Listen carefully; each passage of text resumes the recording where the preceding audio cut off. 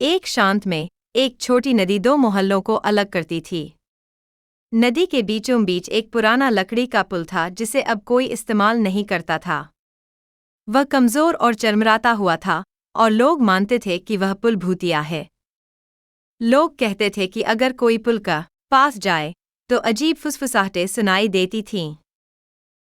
रिया और अमन, जो नदी के दोनों किनारों पर रहते थे, इन अफवाहों पर यकीन नहीं करते थे। वे एक दूसरे के सबसे अच्छे दोस्त थे और साथ खेलना बहुत मिस करते थे। एक दिन रिया ने कहा, अगर हम इस पुल को ठीक कर लें तो हम कभी भी मिल सकते हैं। अमन भी उत्साहित होकर मान गया। उन्होंने चुपके से पुल को ठीक करने का काम शुरू कर दिया। रिया ने जंगल से मजबूत शाखाएं और बेलें इकट्ठा कीं और अमन ने अपने पिता के गोदाम से कीलें और रस्सियां चुराईं। लेकिन हर बार जब वे पुल पर काम करते, अजीब चीजें होने लगतीं। एक शाम जब रिया लकड़ी में कील ठोक रही थी तो पुल अचानक कांपने लगा और एक हल्की सी फुसफुसाहट सुनाई दी, चले जाओ।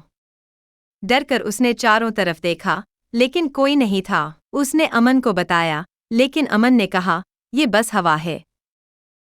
अगले दिन जब अमन लकड़ी बांध रहा था तो रस्सी अचानक टूट गई और वह नदी में गिरते गिरते बचा। जब उसने ध्यान से देखा तो लकड़ी पर कुछ अजीब निशान बने हुए थे। वे निशान किसी पुराने रहस्यमय चिन्हों जैसे लग रहे थे। सच जानने के लिए रिया और अमन रात को एक लालटेन लेकर पुल पर गए। जब उन्होंने निशानों को गौर से देखा तो उन्हें पुल के नीचे एक पुराना, जंग लगा हुआ डिब्बा मिला। डिब्बे के अंदर एक पीला सा पुराना डायरी थी। डायरी एक बूढ़े बढ़ी केशव की थी, जिसने यह पुल कई साल पहले बनाया था। उसने उसमें एक दुर्लभ पेड़ का जिक्र किया था, जिसकी लकड़ी उसने पुल बनाने के लिए इस्तेमाल की थी। उस पेड़ में खुद की जान थी। फुसफुसाहटें उसी पेड़ की थीं, जो लोग को पुल के कमजोर हिस्सों से सावधान करती थीं।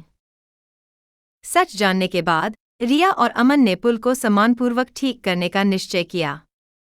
उन्होंने सबसे मजबूत सामग्री का इस्तेमाल किया और पेड़ की चेतावनियों का ध्यान रखते हुए काम किया।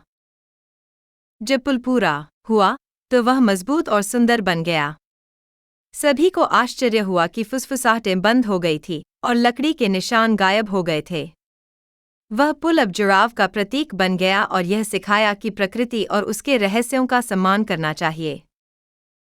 उस दिन से दोनों मोहल्ले करीब आ गए और रिया और अमन की बहादुरी की कहानी हर कोई सुनाने लगा। सिख, प्रकृति का सम्मान और दृढ़ निश्चय सबसे डरावनी चुनौतियों को भी खूबसूरत बना सकता है।